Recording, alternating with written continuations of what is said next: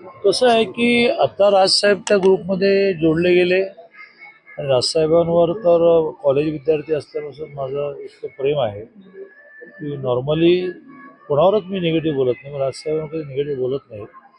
पण ते आज गेले त्या ग्रुपवरून.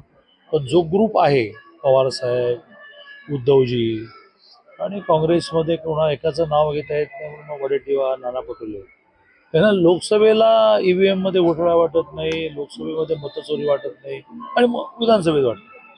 आम्हालाही धक्का होतच ना किंवा 41 जागा सातत्याने लोकसभेमध्ये मिळवणार आहे आम्ही. 14ला 41, 19ला 41, विधानसभेत 17वर कसे आलो, आमच्या मनामध्ये संशय येतो.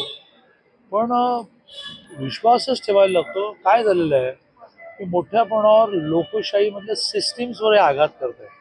त्यातून अराजकतेकडे हे जाईल आणि मग हा भस्मासूर आहे आणि तो भस्मासूर निर्माण झाला की सगळ्यांनाच भस्मसात करून टाकेल.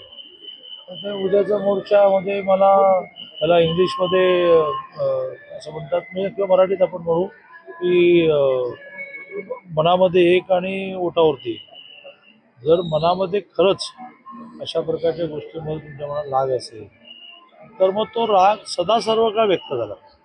हां, म्हणजे केजरीवाल हरले की मग म्हणायचं की ATM मध्ये आपल्या EVM मध्ये दोष. तर उद्याचा मोर्चा हा सर्वसामान्यांच्या दृष्टीने हा राजकीय स्टंट आहे. अशाच ताज्या अपडेटसाठी महासत्ता न्यूजला सबस्क्राईब करा.